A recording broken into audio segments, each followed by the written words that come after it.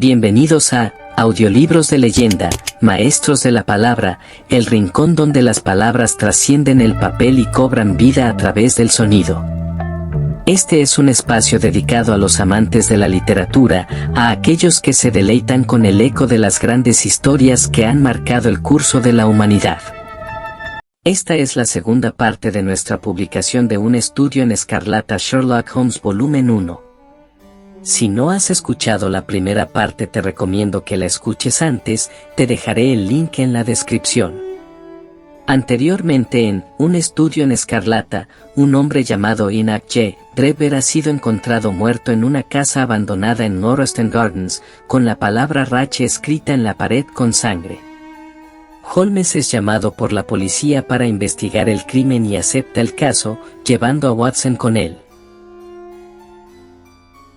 Capítulo 4. El informe de John Rance.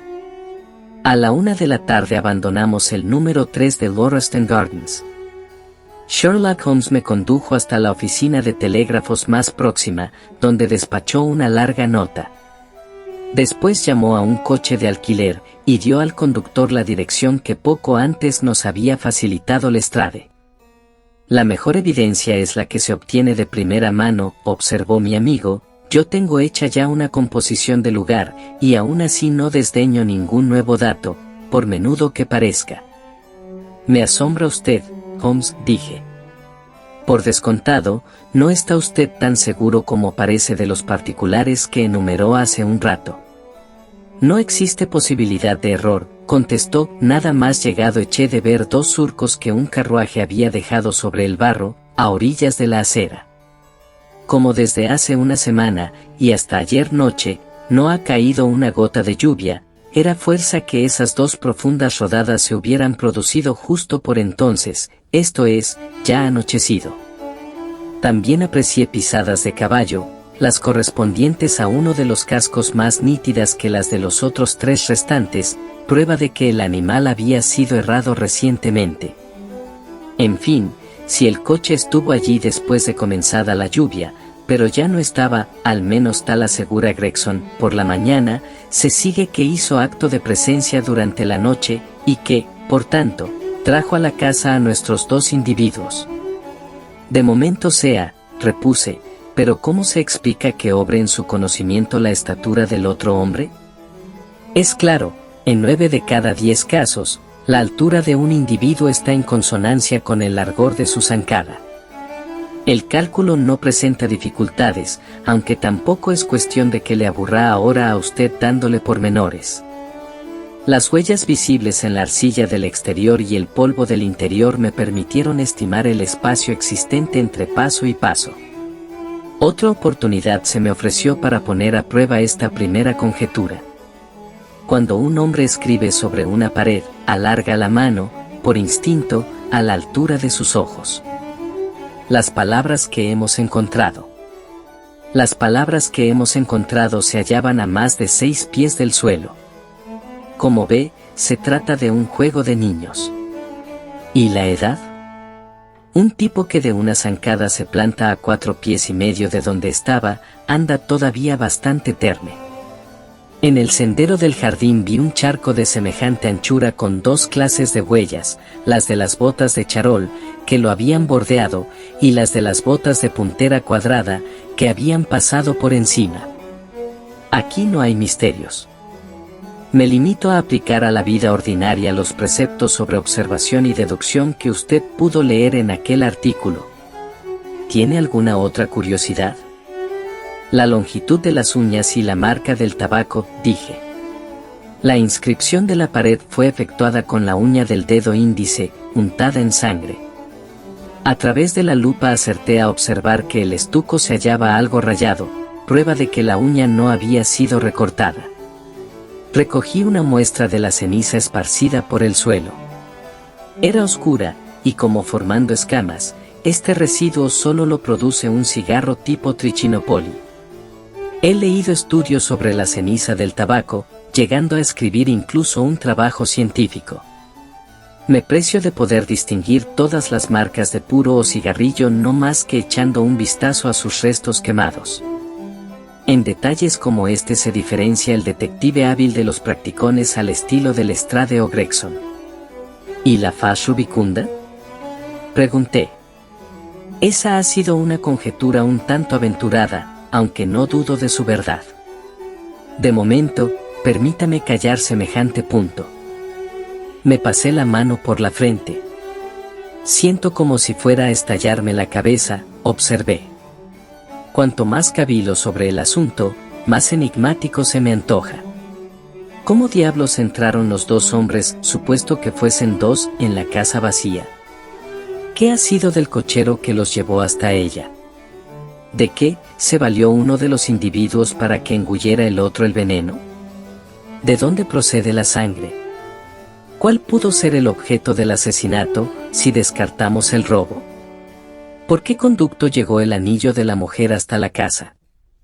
Ante todo, a santo de que se puso a escribir el segundo hombre la palabra alemana, Rache, antes de levantar el vuelo. Me reconozco incapaz de poner en armonía tantos hechos contradictorios. Mi compañero sonrió con gesto aprobatorio. Ha resumido usted los aspectos problemáticos del caso de forma sucinta e inteligente, dijo. Resta aún mucho por ser elucidado, aunque tengo ya pronto un veredicto sobre los puntos clave. En lo referente al descubrimiento de ese infeliz de Lestrade, se trata no más que de una añagaza para situar a la policía sobre una pista falsa, insinuándole historias de socialismo y sociedades secretas. Mas no hay alemanes por medio. La A, fíjese bien, estaba escrita con caligrafía un poco gótica. Ahora bien, los alemanes de veras emplean siempre los caracteres latinos, de donde cabe afirmar que nos hallamos frente a un burdo imitador empeñado en exagerar un tanto su papel. Existía el propósito de conducir la investigación fuera de su curso adecuado. De momento, no más aclaraciones, doctor. Como usted sabe, los adivinadores malogran su magia al desvelar el artificio que hay detrás de ella, y si continúo explicándole mi método va a llegar a la conclusión de que soy un tipo vulgar, después de todo. Puede usted tener la seguridad de lo contrario, repuse, ha traído la investigación detectivesca a un grado de exactitud científica que jamás volverá a ser visto en el mundo. Un puro rubor de satisfacción encendió el rostro de mi compañero ante semejantes palabras y el tono de verdad con que estaban dichas. Había ya observado que era tan sensible al halago en lo atañadero a su arte, como pueda serlo cualquier muchachita respecto de su belleza física.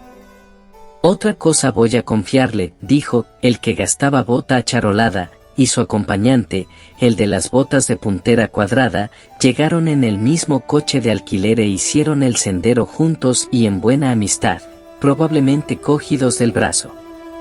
Una vez dentro, recorrieron varias veces la habitación, mejor dicho, las botas de charol permanecieron fijas en un punto mientras las otras medían sucesivamente la estancia.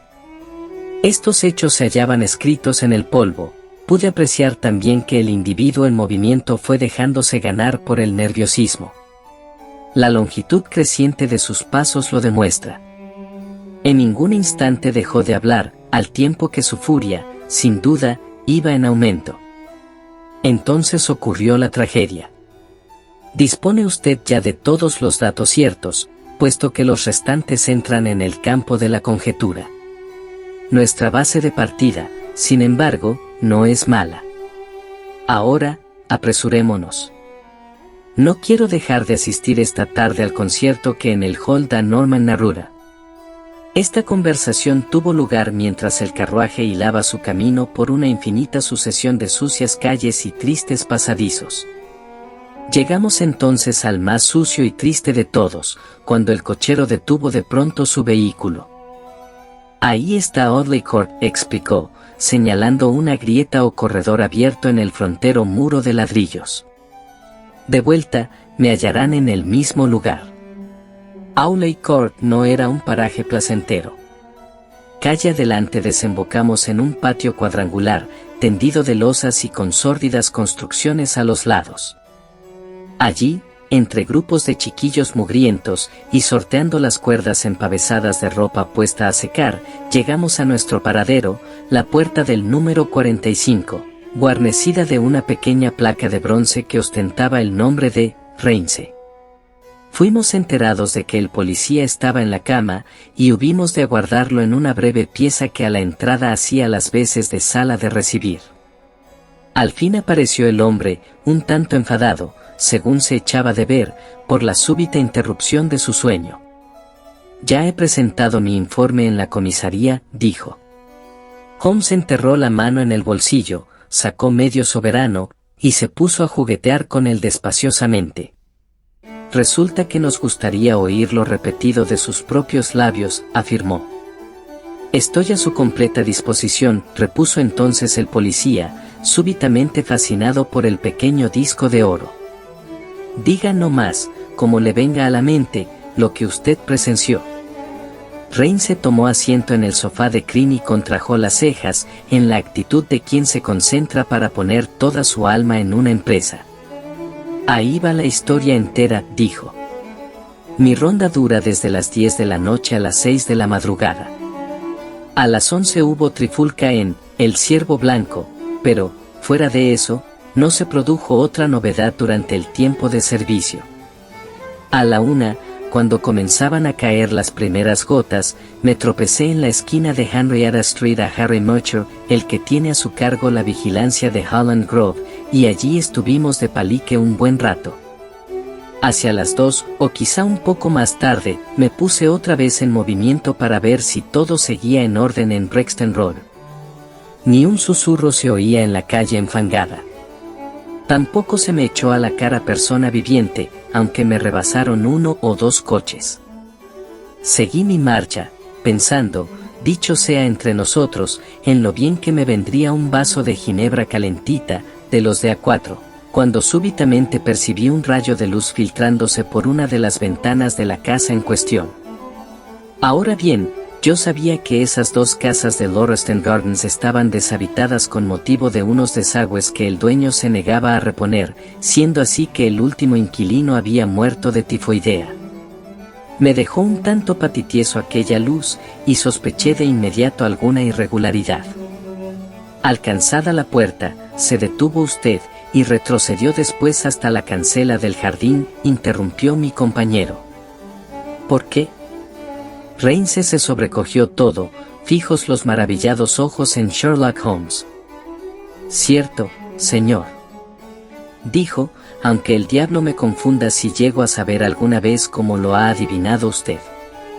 En fin, ganada la puerta, me pareció aquello tan silencioso y solitario que consideré oportuno agenciarme antes la ayuda de otra persona. No hay bicho de carne y hueso que me asuste, pero me dio por imaginar que a lo mejor el difunto de la fiebre tifoidea se andaba revolviendo en los desagües para ver que se lo había llevado al otro mundo. Esta idea me produjo como un cosquilleo, y viré hasta la puerta del jardín, desde donde no se oteaba rastro de la linterna de Murcher ni de persona alguna. ¿No había nadie en la calle? Nadie, señor, ni tan siquiera un perro se echaba de ver.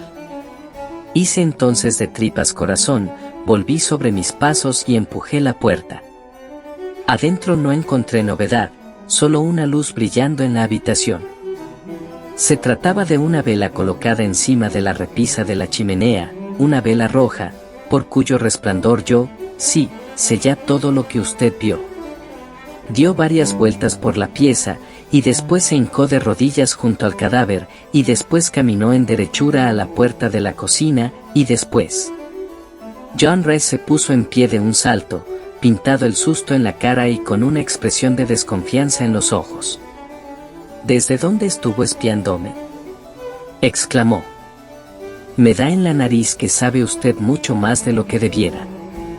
Soltando una carcajada, arrojó Holmes su tarjeta sobre la mesa. No se le ocurra arrestarme por asesinato, dijo. Soy de la jauría, no la pieza perseguida. El señor Gregson o el señor Lestrade pueden atestiguarlo. Ahora, adelante. ¿Qué ocurrió a continuación? Rain se volvió a sentarse, sin que desapareciera empero de su rostro la expresión de desconfianza. Volví a la cancela e hice sonar mi silbato. A la llamada acudieron Murcher y otros 2 compañeros. ¿Seguía la calle despejada de gente? De gente útil, sí. ¿Qué quiere usted decir? La boca del policía se distendió en una amplia sonrisa. Llevo vistos muchos hombres en mi vida, adujo, aunque todos se me antojan sobrios al lado de aquel tipo. Estaba junto a la cancela cuando salí de la casa, apoyado en la verja y gritando a los 4 vientos una canción que se titula Columbine's Newfangled Banner, o cosa por el estilo. No se aguantaba en pie. Bonita ayuda iba a prestarme. Descríbame al hombre, dijo Sherlock Holmes. Esta reiterada digresión pareció irritar un tanto a Ramsay. Un borracho muy peculiar. Prosiguió. A no ser el momento que era, habría acabado en la comisaría. Su rostro, sus ropas. ¿Reparó en ellas? Atajó Holmes impaciente. ¿Cómo no, si hubimos de sentarlo, para que no se cayera, entre Murcher y yo? Era un tipo largo, de mejillas rojas, con la parte inferior de la cara embozada. Basta con eso, exclamó Holmes. ¿Qué fue del hombre? Pues no teníamos poco que hacer, para encima cuidar de él. Repuso el policía en tono ofendido. Estése tranquilo, habrá sabido volver solito a su casa. ¿Cómo iba vestido? Con un abrigo marrón. ¿Sostenía un látigo en la mano? ¿Un látigo? No, no lo llevaba consigo esta segunda vez, murmuró mi compañero. ¿Oyó usted o pudo ver al cabo de un rato, un coche de caballos? No. Es dueño usted de medio soberano, dijo mi compañero, poniéndose en pie y recogiendo su sombrero. Temo, Ramsay, que no le aguarda un futuro brillante en el cuerpo. La cabeza de usted no debiera ser solo de adorno. Pudo haber ganado ayer noche los galones de sargento. El hombre que sostuvo en sus brazos encierra la solución de este misterio y constituye el principal objeto de nuestras pesquisas. No es momento de que demos más vueltas al asunto. Confórmese con mi palabra. Andando, doctor.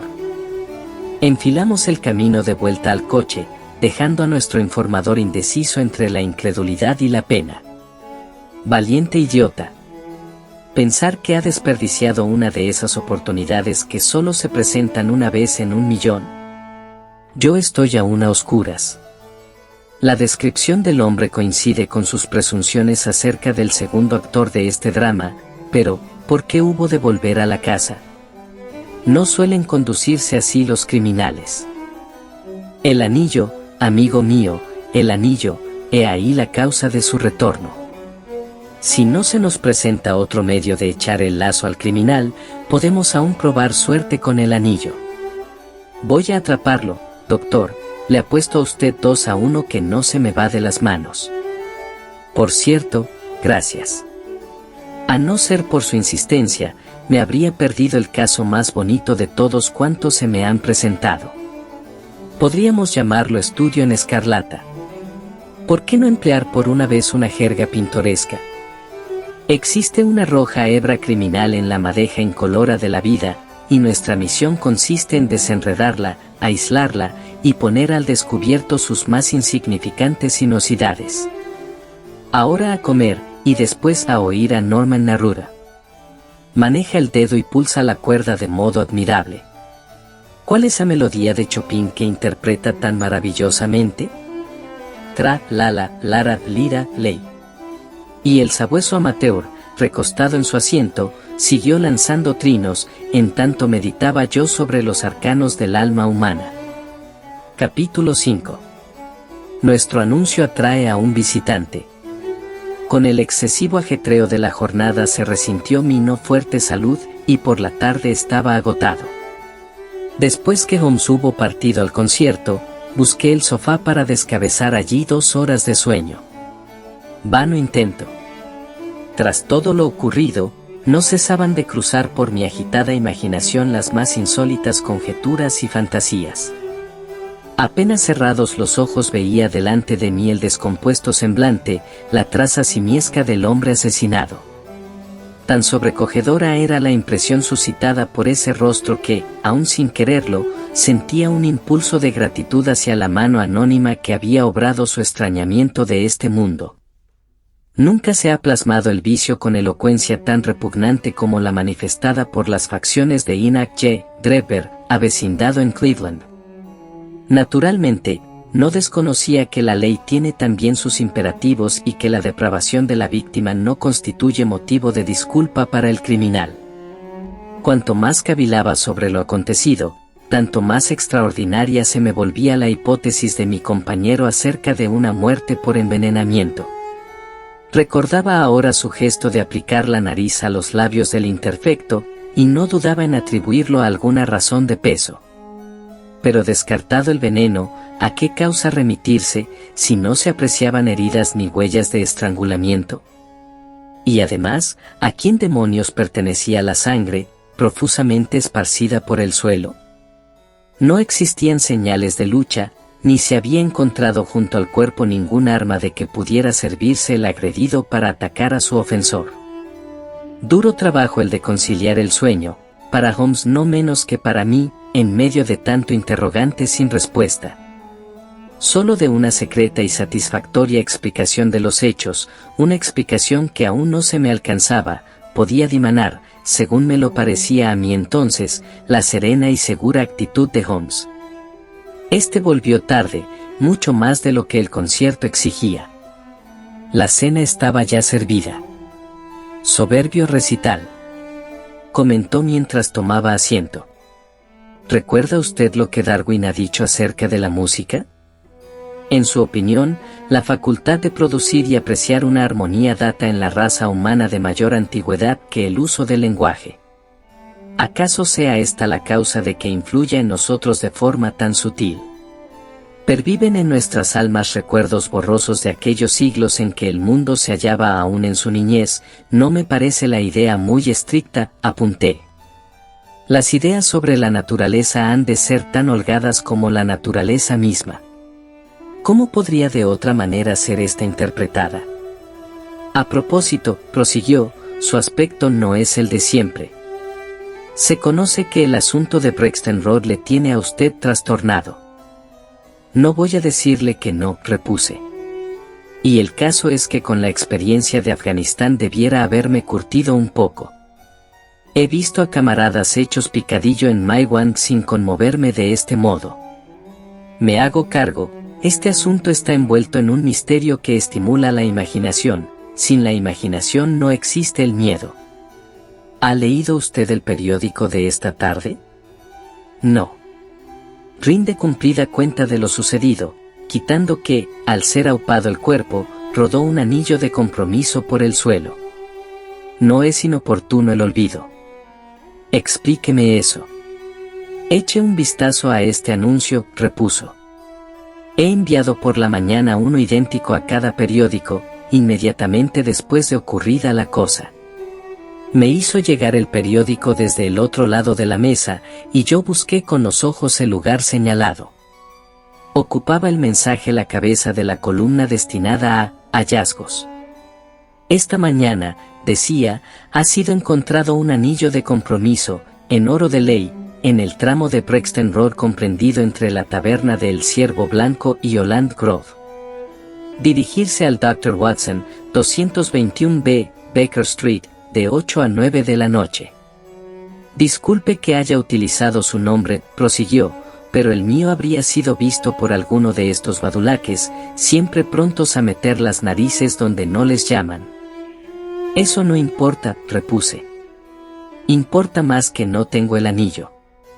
Claro que lo tiene, exclamó, entregándome uno.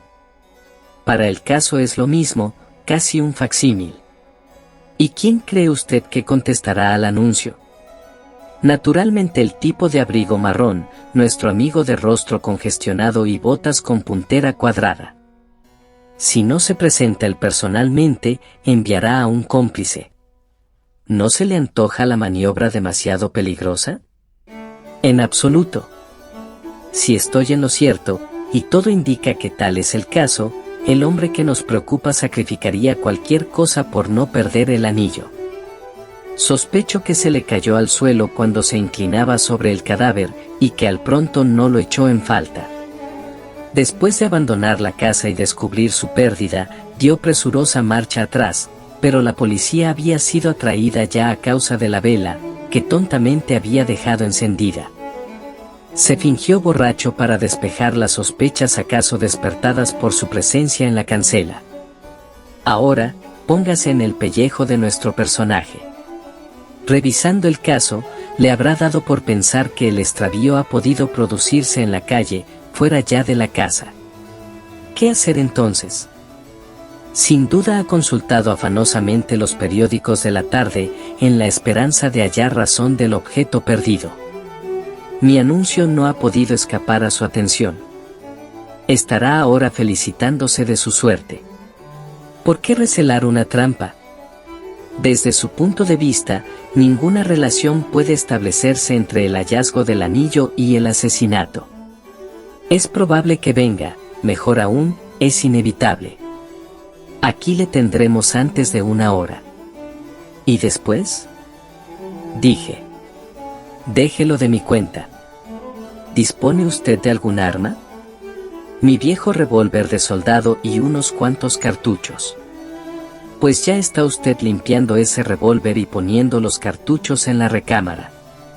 Nuestro visitante es un hombre desesperado, sin nada que perder, ¿acaso no baste el cogerlo desprevenido? Fui a mi alcoba e hice lo que se me había aconsejado. Cuando volví con la pistola estaba ya la mesa despejada y Holmes, como otras veces, mataba el tiempo arañando las cuerdas de su violín. Cada vez es más espesa la maraña, observó al verme entrar. Acabo de recibir desde América contestación a mi telegrama, y resulta que me hallaba en lo cierto. Explíquese, pedí entonces, impaciente. Este violín requiere cuerdas nuevas, dijo evasivamente Holmes. En fin, métase la pistola en el bolsillo, y cuando se nos presente aquí ese pájaro, háblele sosegadamente. Yo me ocupo del resto. Evite las miradas insistentes, no vaya a despertar en él sospechas. Son en este instante exactamente las 8, comenté, mirando el reloj. Estará probablemente aquí pasados unos minutos. Deje la puerta entreabierta. Así. Ahora, introduzca la llave por la parte de dentro. Gracias. Encontré ayer esta rareza en un puesto de libros de Lance. Se trata de Jure Inter Gentes impreso en latín por una casa de Lieja, en los Países Bajos, allá por el año 1642.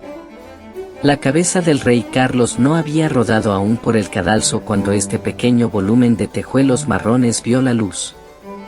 ¿Quién es el impresor? Philippe de Croy, o quien quiera que sea. En la guarda, con tinta casi borrada por los años, está escrita la leyenda, Ex libris Guglielmi Vit. Me pregunto quién será el tal Wellham White. Probablemente un pragmático del 17º, como se echa de ver por el estilo abogadesco de su prosa. Pero he aquí a nuestro hombre, según creo. En ese instante se oyó en la entrada un fuerte campanillazo. Sherlock Holmes se incorporó suavemente y puso su silla frontera a la puerta. Oímos los pasos de la criada a través del vestíbulo, y después el ruido seco del picaporte al ser accionado. ¿Vive aquí el doctor Watson?, preguntó una voz clara aunque más bien áspera. No pudimos escuchar la respuesta de la sirviente, pero la puerta se cerró, siguiendo a ese ruido el de unos pasos escaleras arriba. Se apoyaban los pies sobre el suelo indecisamente, como arrastrándose. A medida que estas señales llegaban a mi compañero, una expresión de sorpresa iba pintándose en su rostro. Vino a continuación la penosa travesía del pasillo, y por fin unos débiles golpes de nudillo sobre la puerta. «Adelante», exclamé. A mi convocatoria, en vez de la fiera humana que esperábamos, acudió renqueando una anciana y decrépita mujer. Pareció deslumbrada por el súbito destello de luz, y tras esbozar una reverencia, permaneció inmóvil, parpadeando en dirección nuestra mientras sus dedos se agitaban nerviosos e inseguros en la faltriquera. Miró a mi amigo, cuyo semblante había adquirido tal expresión de desconsuelo que a poco más pierdo la compostura y rompo a reír. El vejestorio desenterró de sus ropas un periódico de la tarde y señaló nuestro anuncio. «Aquí me tienen en busca de lo mío, caballeros», dijo improvisando otra reverencia, «un anillo de compromiso perdido en Brixton Road. Pertenece a Miss Sally, casada hace 12 meses con un hombre que trabaja como camarero en un barco de la Unión. No quiero ni decirles lo que pasaría si a la vuelta ve a su mujer sin el anillo. Es de natural irascible, y de malísimas pulgas cuando le da a la botella. Sin ir más lejos, ayer fue mi niña al circo, ¿es este el anillo?», pregunté. «El Señor sea alabado», exclamó la mujer. «Feliz noche le aguarda hoy a Sally. Este es el anillo. ¿Tendría la bondad de darme su dirección?», inquirí, tomando un lápiz. «Duncan Street 13, Houndsditch. Muy a desmano de aquí». «La calle Bristol no queda entre Houndsditch y circo alguno», terció entonces Sherlock Holmes, cortante. La anciana dio media vuelta, mirándole vivamente con sus ojillos enrojecidos. «El caballero pedía razón de mis señas», dijo. «Sally vive en el 3 de Mayfield Place, Peckham. Su apellido es». «Mi apellido es Auger, y el de ella Danes por Tom Danes, su marido, un chico apañadito mientras está navegando. Los jefes, por cierto, lo traen en palmitas, pero no tanto en tierra, a causa de las mujeres y los bares. Aquí tiene usted el anillo, señora Sawyer», interrumpí de acuerdo con una seña de mi compañero. «No dudo que pertenece a su hija, y me complace devolverlo a su legítimo dueño». Con mucho saumerio de bendiciones, y haciendo protestas de gratitud, aquella ruina se embolsó el anillo, deslizándose después escaleras abajo. En ese mismo instante Sherlock Holmes saltó literalmente de su asiento y acudió veloz a su cuarto. Transcurridos apenas unos segundos apareció envuelto en un abrigo largo y amplio, de los llamados ulster, y vestido el cuello con una bufanda. «Voy a seguirla», me espetó a bocajarro. «Se trata sin duda de un cómplice que nos conducirá hasta nuestro hombre. Aguarde aquí mi vuelta». Apenas si la puerta principal se había cerrado tras el paso de nuestra visitante, cuando Holmes se precipitó escaleras abajo. A través de la ventana pude observar a la vieja caminando penosamente a lo largo de la acera opuesta, mientras mi amigo la perseguía a una prudencial distancia. «O es todo un disparate», pensé, «o esta mujer le llevará a la entraña del misterio». No necesitaba Holmes haberme dicho que le aguardara en pie, puesto que jamás habría podido conciliar el sueño hasta conocer el desenlace de la aventura. Holmes había partido al filo de las 9. No teniendo noción de cuándo volvería, decidí matar el tiempo aspirando estúpidamente el humo de mi pipa mientras fingía leer La Viernes de Boheme de Henry Murger. Dieron las 10 y oí los pasos de la sirviente camino de su dormitorio. Sonaron las 11, y el más cadencioso taconeo del ama de llaves cruzó delante de mi puerta, en dirección también a la cama. Serían casi las 12 cuando llegó a mis oídos el ruido seco del picaporte de la entrada.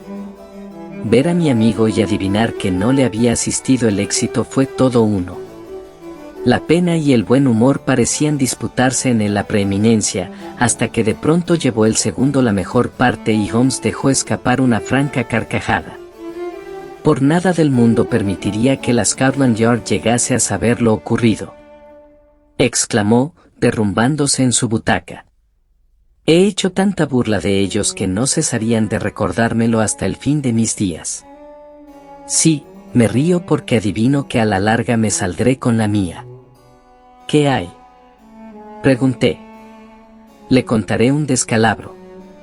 Escuche, La vieja había caminado un trecho cuando comenzó a cojear, dando muestras de tener los pies baldados.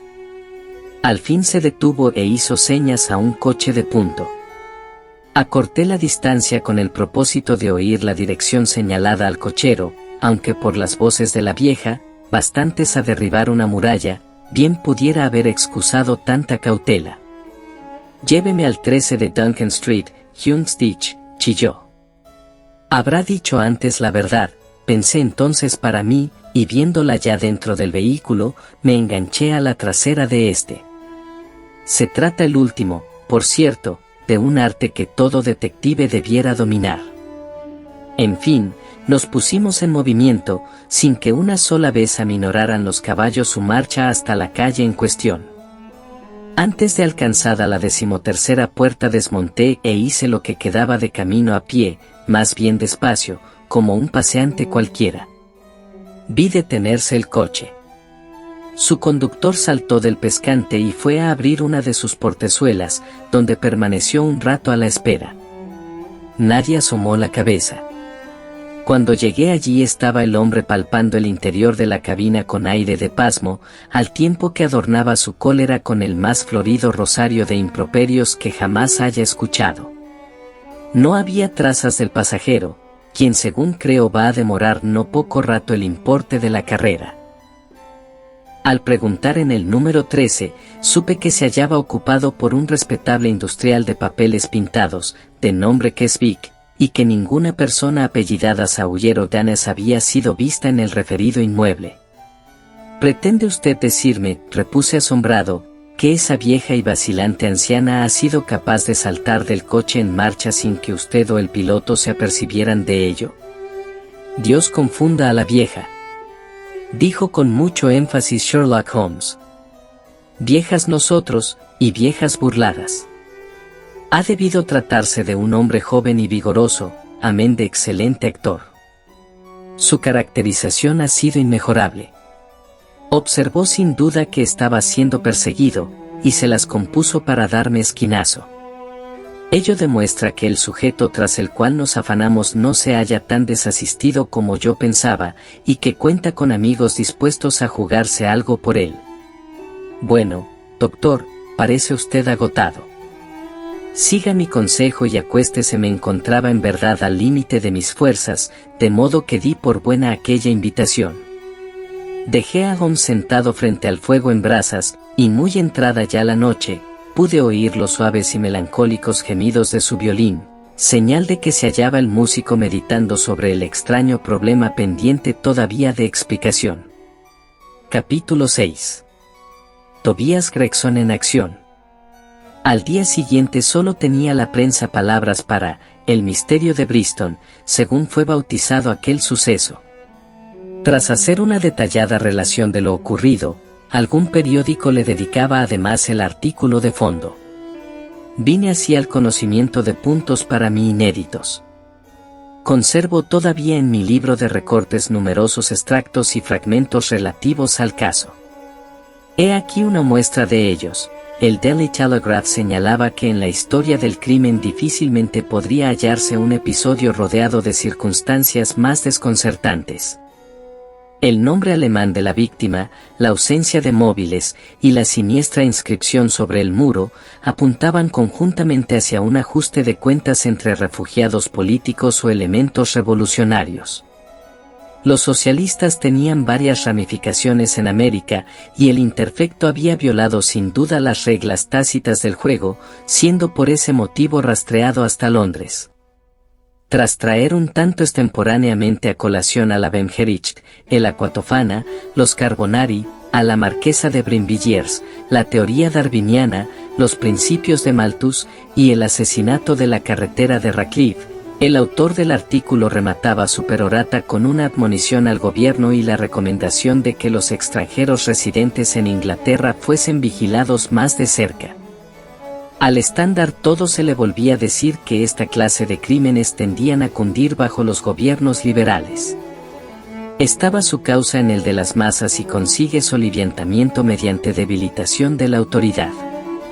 El finado era de hecho un caballero americano que llevaba residiendo algunas semanas en la metrópoli. Se había alojado en la pensión de Madame Charpentier, en Torquay Terrace, Camberwell.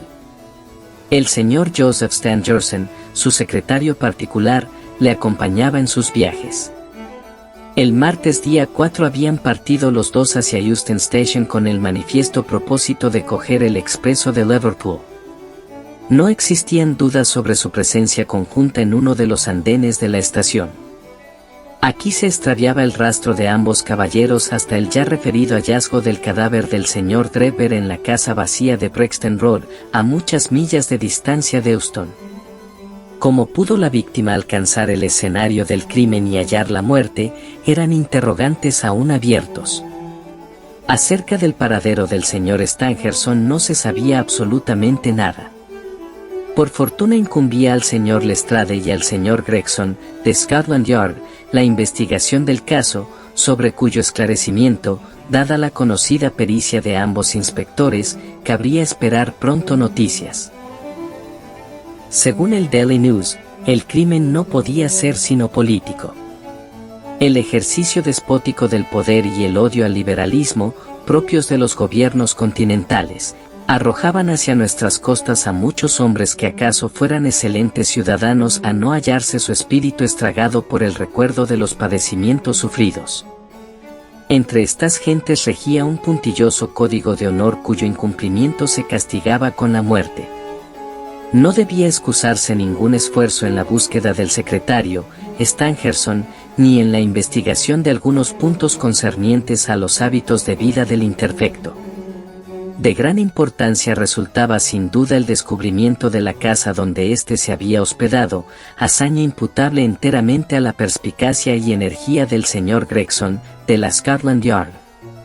Sherlock Holmes y yo repasamos estas noticias durante el desayuno, con gran regocijo por parte de mi amigo.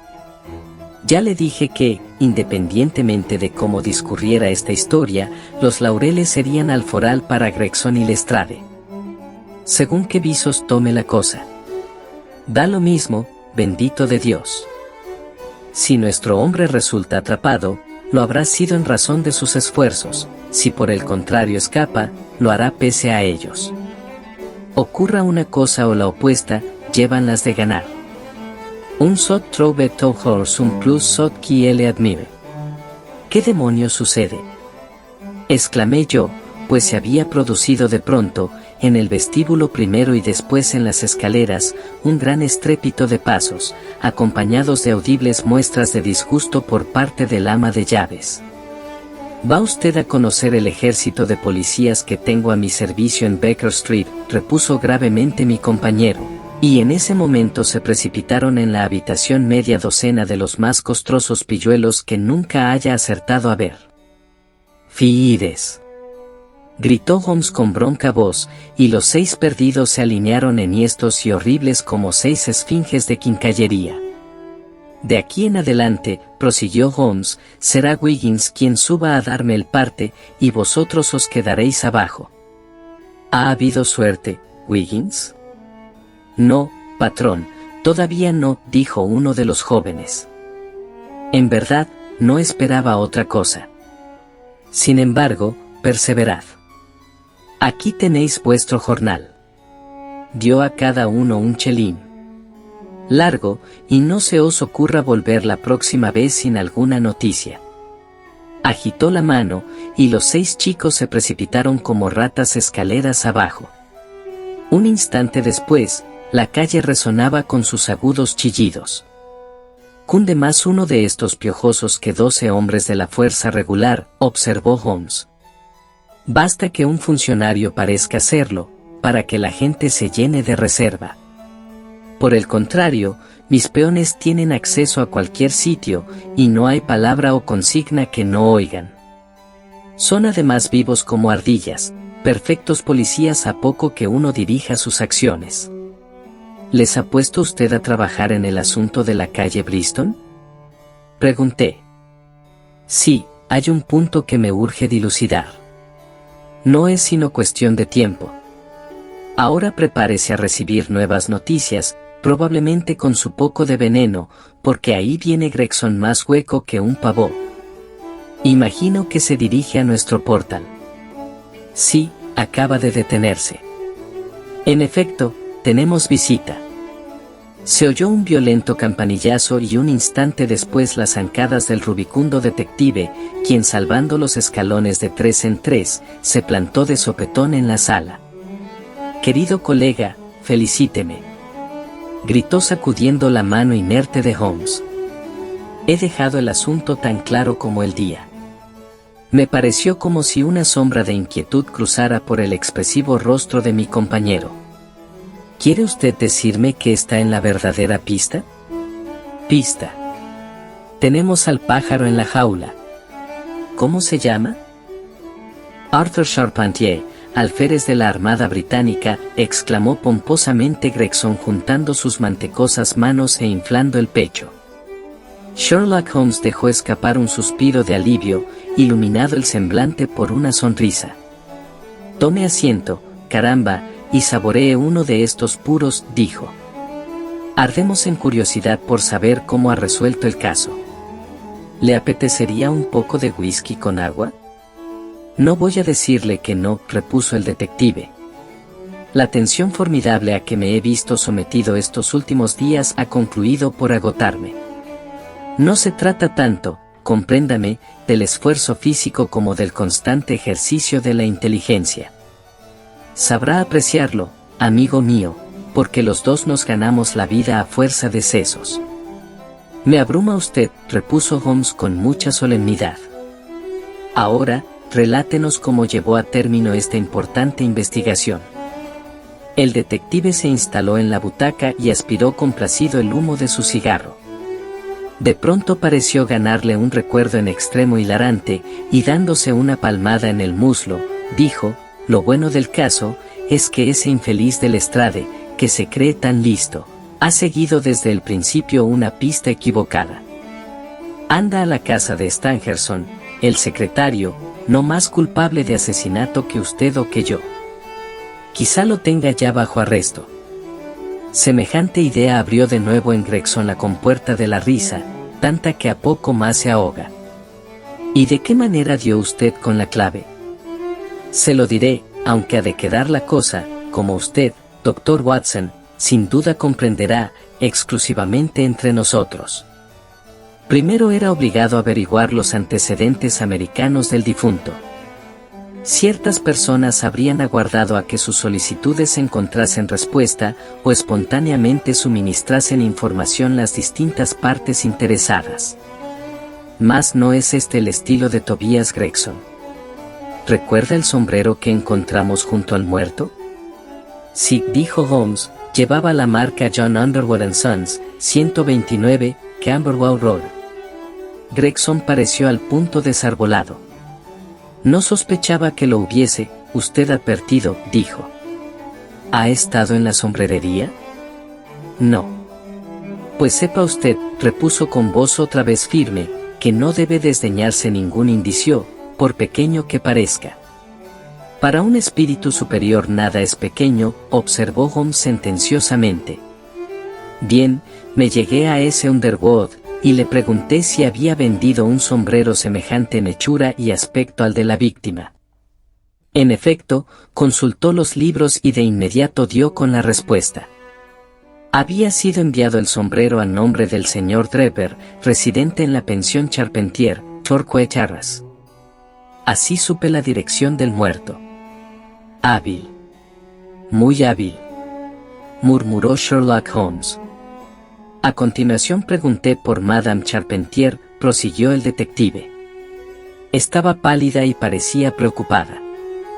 Su hija, una muchacha de belleza notable, dicho sea de paso, se hallaba con ella en la habitación, tenía los ojos enrojecidos, y cuando le interpelé sus labios comenzaron a temblar. Tomé buena nota de ello. Empezaba a olerme la cosa a chamusquina. ¿Conoce usted por experiencia, señor Holmes, la sensación que invade a un detective cuando al fin se halla en buen camino? Es un hormigueo muy especial. ¿Está usted enterada de la misteriosa muerte de su último inquilino, el señor Enoch J. Draper, de Cleveland?», pregunté. La madre asintió, incapaz de decir palabra. La muchacha rompió a llorar. Tuve más que nunca la sensación de que aquella gente no era ajena a lo ocurrido. ¿A qué hora partió el señor Drever hacia la estación?, añadí. A las 8, contestó ella, tragando saliva para dominar el nerviosismo. Su secretario, el señor Stangerson, dijo que había 2 trenes, uno a las 9:15 y otro a las 11. Tenía pensado coger el primero. ¿Y no volvió a verlo? Una mutación terrible se produjo en el semblante de la mujer. Sus facciones adquirieron palidez extraordinaria. Pasaron varios segundos antes de que pudiera articular la palabra no, y aún entonces fue esta pronunciada en tono brusco, poco natural. Se hizo el silencio, roto al cabo por la voz firme y tranquila de la muchacha. A nada, madre, conduce el mentir, dijo. Seamos sinceras con este caballero. Vimos de nuevo al señor Drever. Dios sea misericordioso, gritó la madre echando los brazos a lo alto y dejándose caer en la butaca. Acabas de asesinar a tu hermano. Arthur preferiría siempre que dijésemos la verdad, repuso enérgica la joven. Será mejor que hablen por lo derecho, tercié yo. Con las medias palabras no se adelanta nada. Además, ignoran ustedes hasta dónde llega nuestro conocimiento del caso. Tú lo has querido, Alice, exclamó la madre, y volviéndose hacia mí, añadió, no le ocultaré nada, señor. No atribuya mi agitación a temor sobre la parte desempeñada por mi hijo en este terrible asunto. Es absolutamente inocente. Me asusta tan solo que a los ojos de usted o de los demás pueda parecer que le toca alguna culpa. Mas ello no es ciertamente concebible. Sus altas prendas morales, su profesión, sus antecedentes, constituyen garantía bastante. Solo puede prestarle ayuda declarando la verdad, contesté. Si su hijo es inocente, se beneficiará de ella. Quizá, Alice, sea conveniente que nos deje solos, apuntó la mujer, y su hija abandonó el cuarto. Bien, señor, prosiguió, no tenía intención de hacerle semejantes confidencias, pero dado que mi niña le ha desvelado lo ocurrido, no me queda otra alternativa. Se lo relataré todo sin omitir detalle. El señor Drever ha permanecido con nosotros cerca de 3 semanas. Él y su secretario, el señor Stangerson, volvían de un viaje por el continente. Sus baúles ostentaban unas etiquetas con el nombre de Copenhagen, señal de que había sido este su último apeadero. Stangerson era hombre pacífico y retraído. Siento tener que dar muy distinta cuenta de su patrón, agresivo y de maneras toscas. La misma noche de su llegada el alcohol acentuó tales rasgos. No recuerdo, de hecho, haberlo visto nunca sobrio después de las 12 del mediodía. Con el servicio se concedía licencias intolerables. Peor aún, pronto hizo extensiva a mi hija tan reprobable actitud, llegando a permitirse una serie de insinuaciones que afortunadamente ella es demasiado inocente para comprender. En cierta ocasión la tomó en sus brazos y la apretó contra sí, arrebato cobarde que su mismo secretario no pudo por menos de echarle en cara. ¿Por qué toleró esos desmanes tanto tiempo?, repuse, ¿acaso no está usted en el derecho de deshacerse de sus huéspedes, llegado el caso?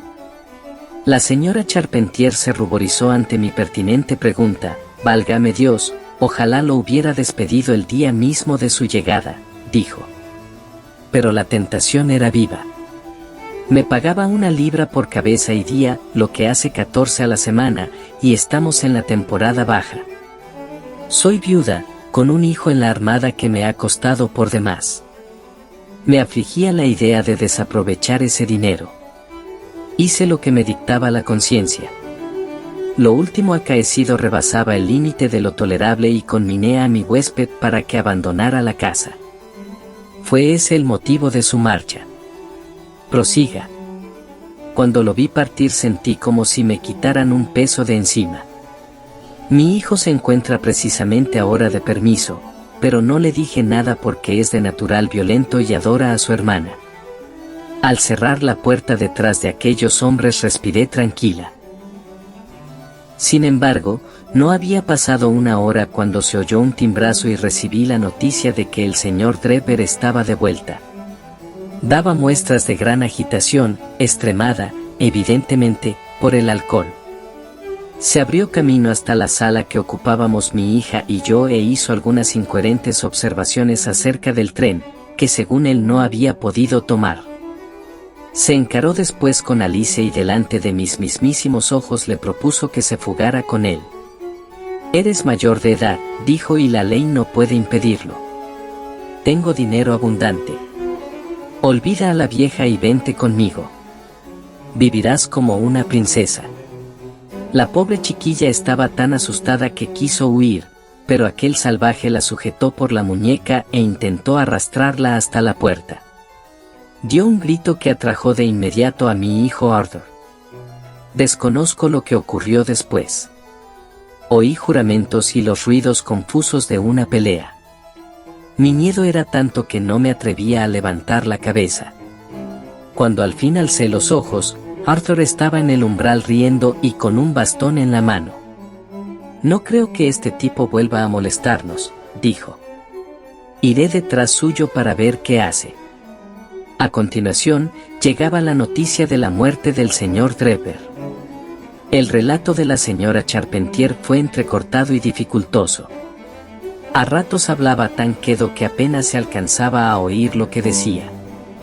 Hice sin embargo un rápido resumen escrito de cuanto iba relatando, de modo que no pudiese existir posibilidad de error. «Apasionante», observó Sherlock Holmes con un bostezo. «¿Qué ocurrió después?».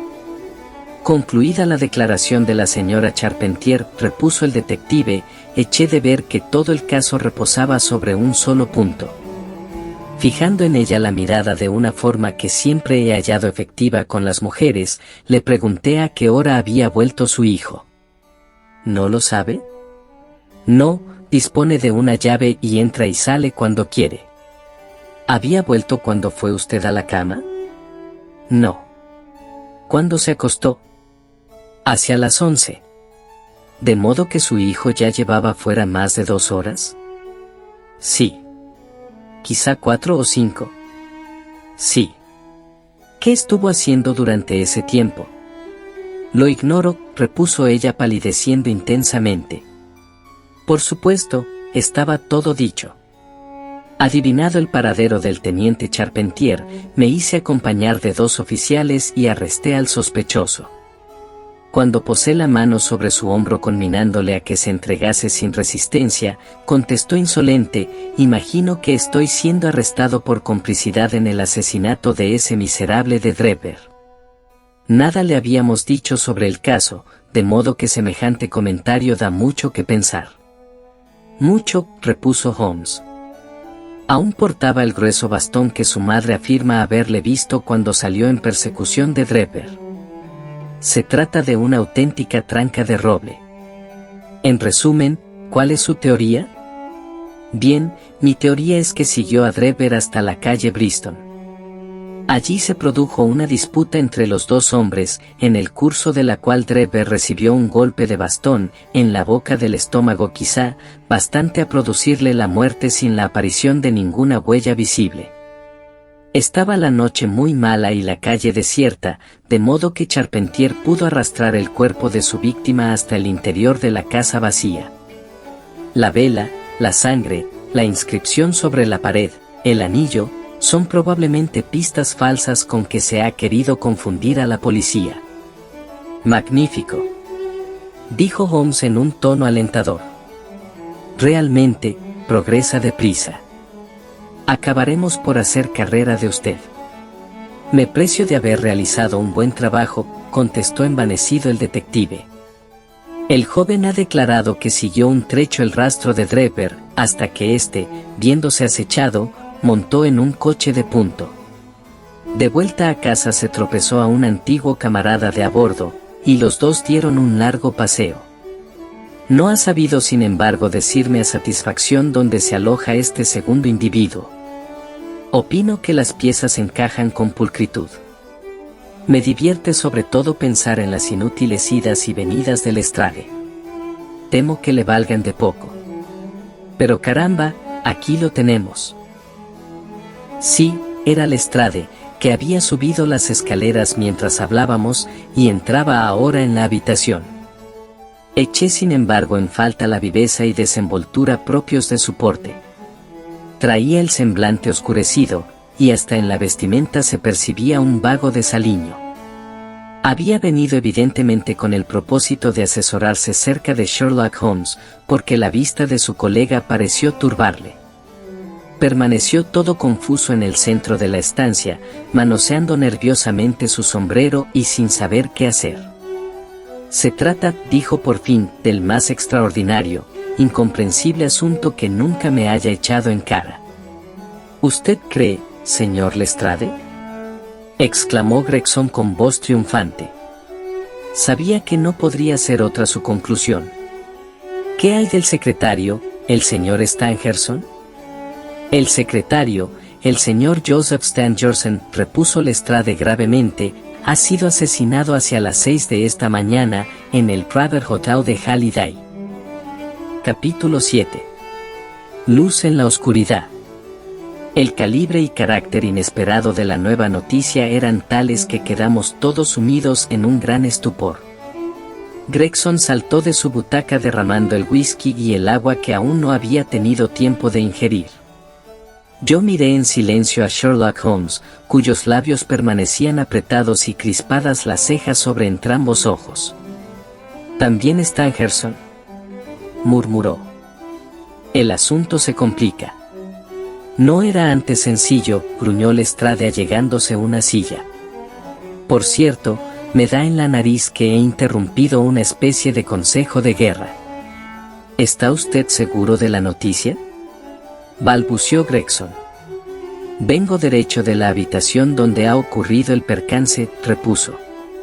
«He sido precisamente yo el primero en descubrirlo». «Gregson acaba de explicarnos qué piensa del caso», observó Holmes. «¿Tendría usted inconveniente en relatarnos lo que por su cuenta ha hecho o visto?». «Ninguno», dijo Lestrade tomando asiento. «Confieso abiertamente que en todo momento creía a Stangerson complicado en la muerte de Draper. El último suceso demuestra el alcance de mi error. Llevado de él, me puse a investigar el paradero del secretario.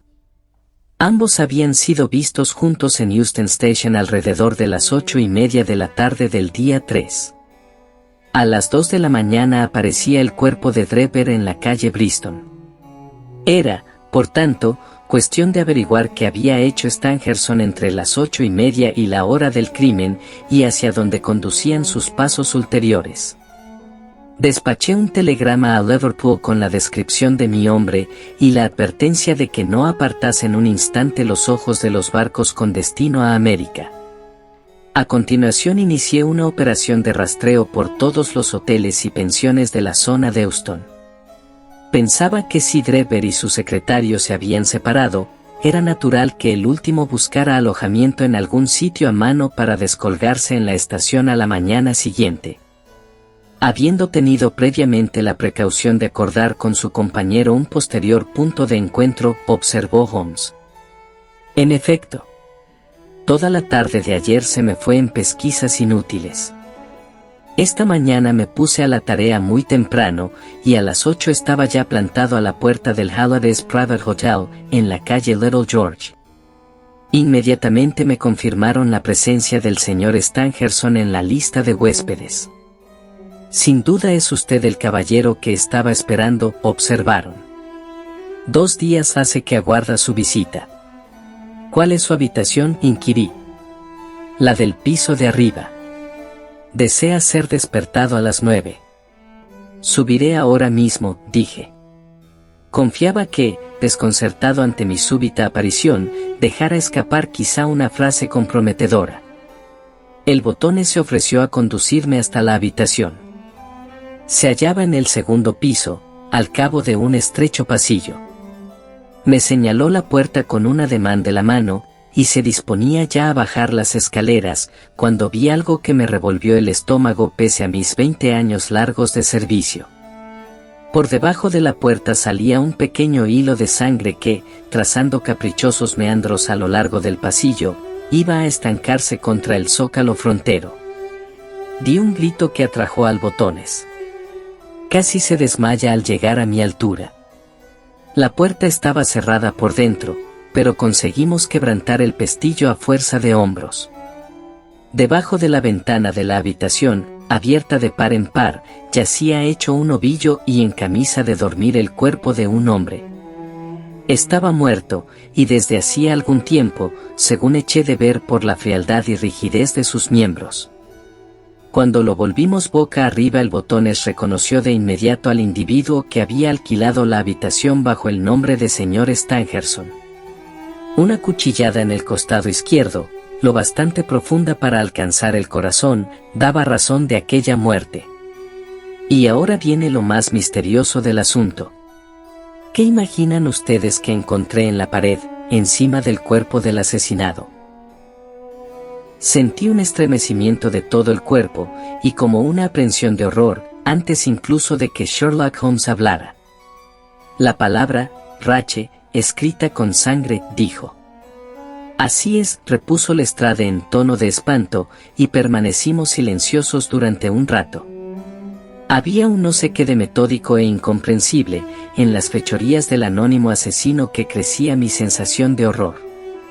Mis nervios, bastante templados en el campo de batalla, chirriaban heridos al solo estremecimiento de lo acontecido. Nuestro hombre ha sido avistado, prosiguió Lestrade.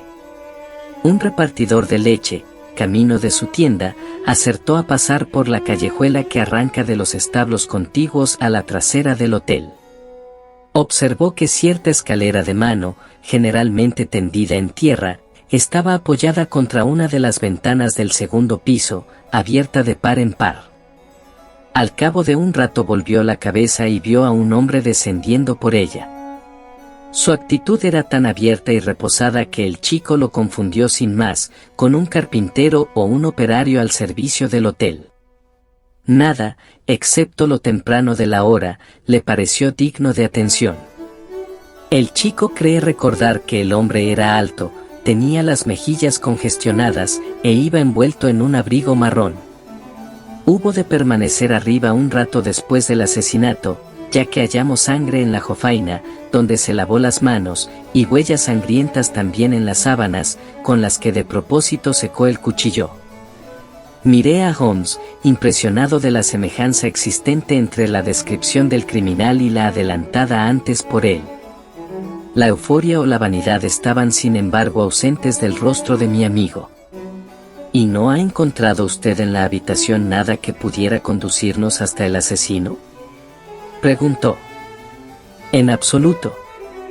Stangerson tenía en el bolsillo el portamonedas de Draper, cosa por otra parte natural, ya que hacía todos los pagos. Contamos 80 y tantas libras, las mismas que portaba antes de ser muerto. De los posibles móviles del crimen hay que excluir desde luego el robo. No había en los bolsillos documentos ni anotaciones, fuera de un telegrama fechado en Cleveland un mes antes más o menos, con la siguiente leyenda: J.H. se encuentra en Europa. El mensaje no traía firma. ¿Nada más?, insistió Holmes. Nada importante. Había sobre la cama una novela que debió leer antes de dormirse, una pipa en una silla adyacente, un vaso de agua posado sobre la mesita de noche, y en el antepecho de la ventana una menuda caja de pomada con 2 píldoras dentro. Sherlock Holmes saltó de su asiento, presa de un júbilo extraordinario. «Me han facilitado ustedes el último eslabón», exclamó jubiloso. «El caso está cerrado». Los 2 detectives le dirigieron una mirada llena de pasmo.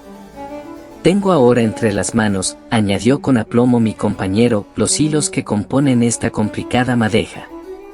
No sabría, ciertamente, dar cuenta de todos los detalles, pero cuánto de importante ha sucedido, desde la separación de Draper y Stangerson en la estación hasta el descubrimiento del segundo cadáver, se me revela casi con la nitidez de lo efectivamente visto. Les haré una demostración de eso que digo. ¿Podría agenciarse las píldoras? Las traigo conmigo, repuso Lestrade dejándonos ver una pequeña caja blanca. Hice acopio de ellas, junto al portamonedas y el telegrama, para ponerlas después a buen recaudo en la comisaría. Están aquí de milagro, ya que no les atribuyo la menor importancia. Deme esas píldoras, exclamó Holmes, y a continuación, volviéndose hacia mí, añadió, díganos, doctor, ¿son estas comprimidos de uso corriente? Ciertamente no lo eran. De un gris nacarado, pequeños, redondos, se tornaban casi transparentes vistos al trasluz. De su transparencia y ligereza concluyo que son solubles en agua, observé. Exactamente, repuso Holmes. ¿Tendría ahora la bondad de bajar al primer piso y traer a ese pobre terrier hace tiempo enfermo, el que ayer pretendía el ama de llaves que usted librase por fin de tanto sufrimiento? Descendí al primer piso y tomé al perro en mis brazos. La respiración difícil y la mirada vidriosa anunciaban una muerte próxima. De hecho, por la nieve inmaculada de su hocico, podía colegirse que aquel animal había vivido más de lo que es costumbre en la especie canina. Lo posé sobre un cojín, encima de la alfombra. Partiré en dos una de estas píldoras, anunció Holmes, y sacando su cortaplumas hizo verdad lo que había dicho. Devolveremos la primera mitad a la caja, con el propósito que después se verá. La otra mitad voy a colocarla en esta copa de vino, donde he vertido un poco de agua. Pueden ustedes apreciar que nuestro amigo el doctor llevaba razón, y que la pastilla se disuelve en el líquido. No dudo que todo esto es fascinante, terció Lestrade en el tono herido de quien sospecha estar siendo víctima de una broma, pero ¿qué demonios tiene que ver con la muerte de Joseph Stangerson? Paciencia, amigo mío, paciencia. Comprobará a su tiempo hasta qué punto no es solo importante, sino esencial. Bien, ahora añado a la mezcla unas gotas de leche que la hagan sabrosa y se la doy a beber al perro, que no desdeñará el ofrecimiento. En efecto, el animal apuró con ansiedad el mejunje que, mientras hablaba, había vertido Holmes en un platillo y colocado después delante suyo. La actitud de mi amigo estaba revestida de tal gravedad que todos, impresionados, permanecimos sentados en silencio y con la mirada fija en el perro, a la espera de algún acontecimiento extraordinario. Ninguno se produjo, sin embargo. El terrier permaneció extendido sobre el cojín, batallando por llenar de aire sus pulmones, ni mejor ni peor que antes de la libación.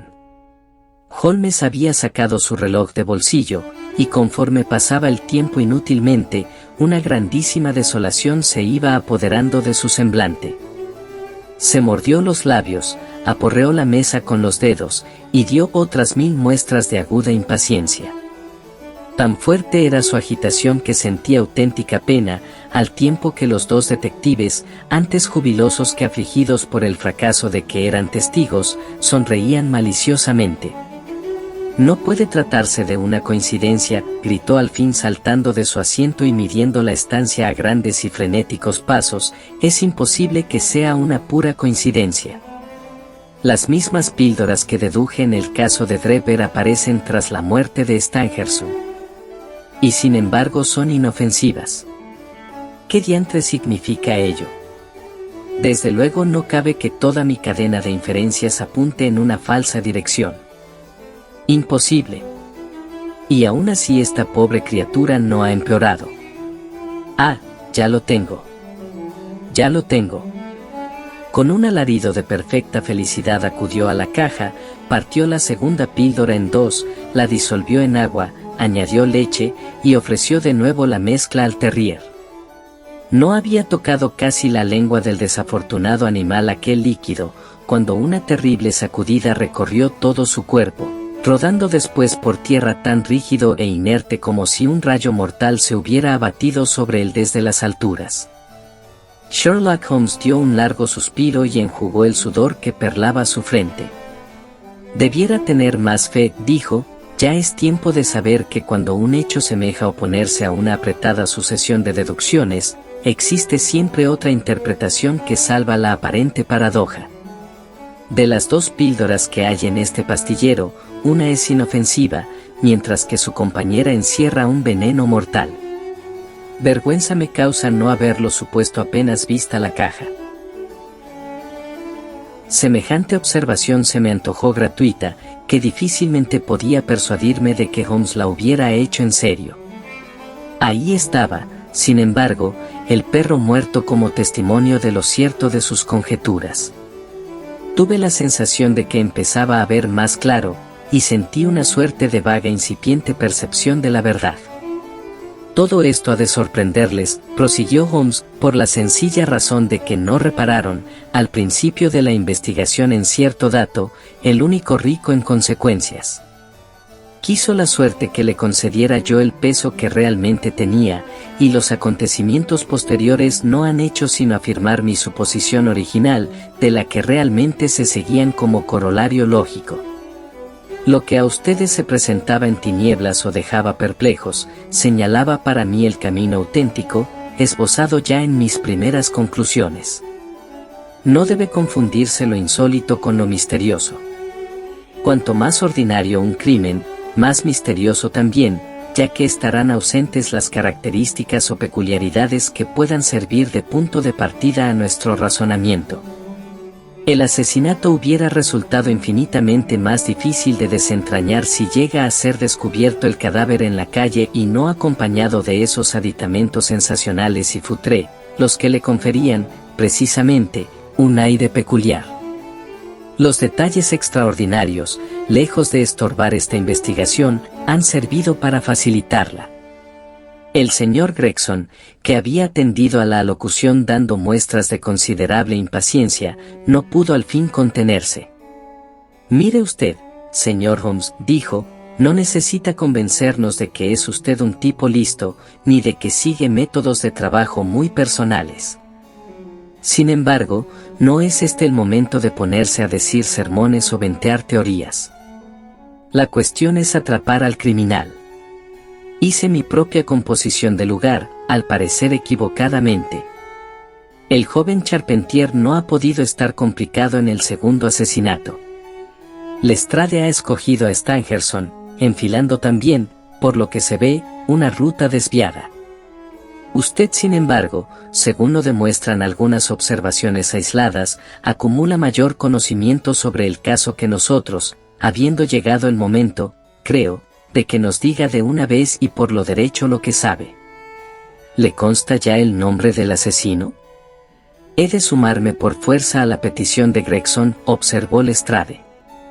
Ambos hemos hecho cuanto estaba en nuestras manos, y los dos hemos fracasado.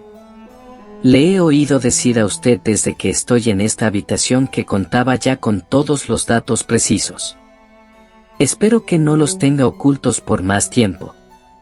Cualquier tardanza en el apresamiento del asesino, tercié yo, podría darle opción a una nueva atrocidad. Ante nuestra insistencia, Holmes dio muestras de vacilar. Continuó midiendo el aposento a grandes pasos, con la cabeza hincada en el pecho y la... «No habrá más asesinatos», dijo al fin, parándose en seco y mirándonos a la cara. «Tal posibilidad queda descartada. Me preguntan ustedes si conozco el nombre del asesino. La respuesta es sí. Ello, sin embargo, poco significa comparado con la tarea más complicada de ponerle las manos encima.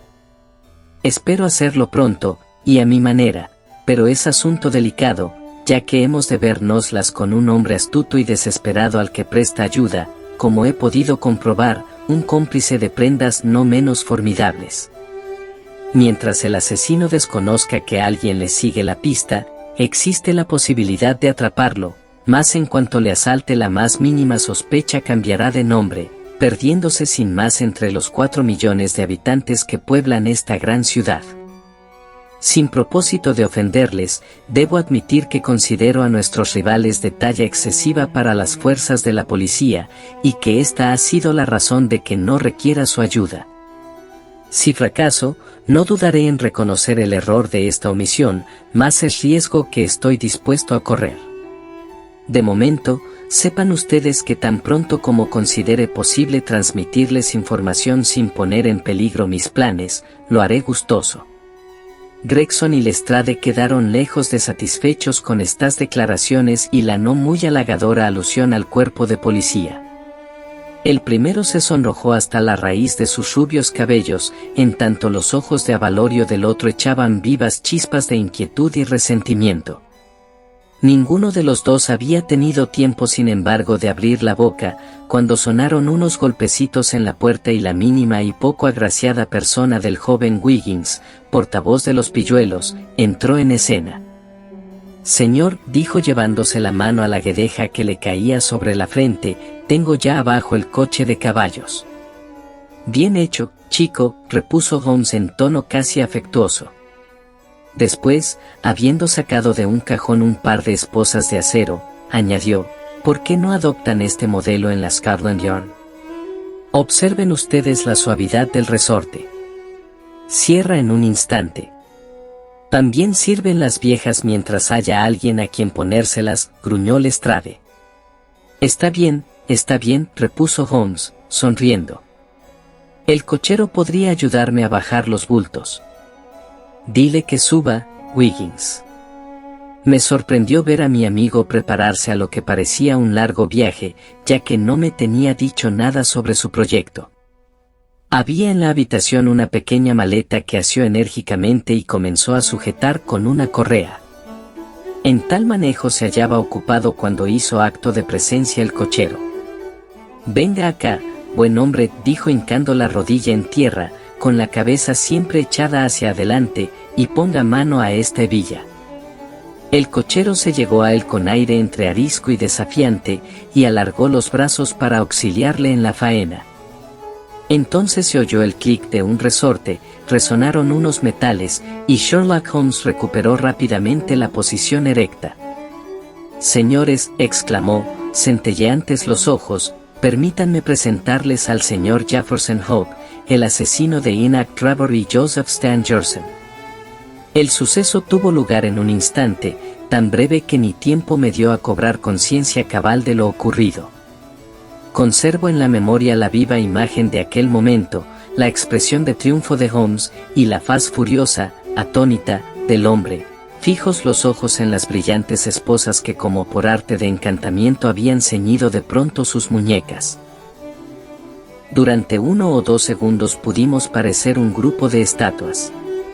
Entonces el hombre dejó escapar un grito de loco, y deshaciéndose de la presa de Holmes impulsó su cuerpo contra la ventana. Maderos y cristales cedieron ante la acometida, mas no había el fugitivo completado aún su propósito cuando Holmes, Lestrade y Gregson hacían de nuevo, al igual que Sabuesos, presa en él. Fue arrastrado hacia la habitación, donde se desarrolló una formidable lucha. Tanta era la fuerza y el empeño de nuestro enemigo que varias veces nos vimos frustrados en el intento de inmovilizarlo. Parecía poseído del empuje convulsivo de un hombre al que domina una crisis epiléptica.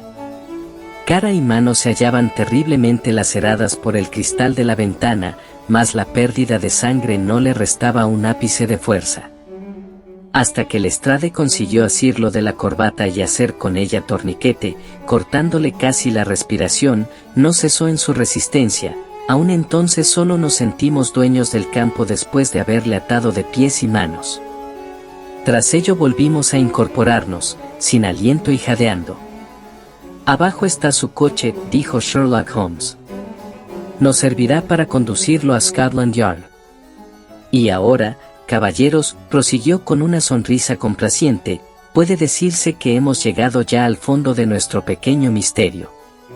Háganme cuantas preguntas les ronden por la cabeza, sin temor de que vaya a dejar alguna pendiente».